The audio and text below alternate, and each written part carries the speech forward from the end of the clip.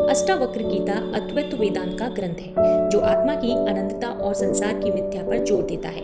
यह राजा जनक और ऋषि अष्टावक्र के संवाद से आत्म साक्षात्कार का सीधा मार्ग बताता है। इस अध्याय में जनक के अहंकार का नाश कैसे हुआ और बिना त्यागे उन्होंने कैसे अपने वैराग्य और अहंकार का नाश किया।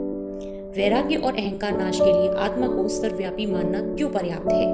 यह गीता का अध्याय जहाँ राजा जनक को आत्म साक्षात्कार का बहुत ऊंचा अनुभव हो चुका होता है, अब वे कोई सवाल नहीं पूछते, ना ही अष्टावक्र जी कुछ बोलते हैं। जनक खुद ही अपने ज्ञान और अनुभव को श्लोकों में व्यक्त करते हैं और अष्टावक्र जी का मौन ही उनकी स्वीकृति होता है। इस अध्याय में जनक बताते हैं कि आत्मा अनंत है, अमर है, अचल है। संसार दुख सुख परिवर्तन सब अस्थायी होता है, इसलिए इनसे बंधने की कोई जरूरत नहीं। हम ये भी जानेंगे कि जब आत्मा की सत्यता समझ में आ जाती है तो वैराग्य या बाहरी त्याग की भी जरूरत नहीं रहती, क्योंकि मन अपने आप ही आसक्तियों से मुक्त हो चुका होता है। जब सच्चा ज्ञान मिल जाता है तब मन शांत हो जाता है, संसार का भार हल्का लगता है और इंसान स्वभाव से ही मुक्त महसूस करने लगता है।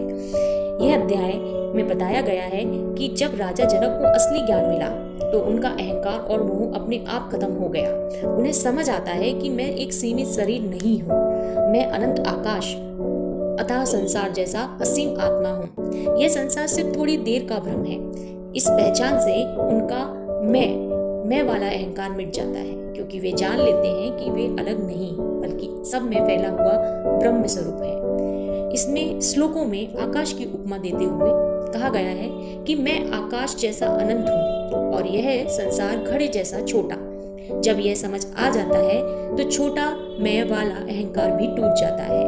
दूसरे श्लोक में जनक कहते हैं सागर उपमा कि मैं समुद्र हूँ और दुनिया सिर्फ लहरें। लहरों से लगाव ही मोह है, जो समुद्र स्वरूप को जानने पर खुद ही खत्म हो जाता है। तीसरे श्लोक में जनक ने सीप और चांदी की उपमा दी है।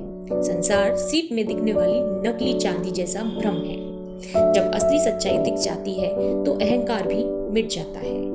हम अपना अहंकार और मोह छोड़कर अपने भीतर के अनंत और शाश्वत आत्म स्वरूप को पहचानें। यही जानकर जिंदगी की असली आजादी और शांति मिलती है। इसे समझो, अपनाओ और जीवन को वर्दी बनाओ। कमेंट में बताओ कि तुम्हारा फेवरेट लेसन क्या था।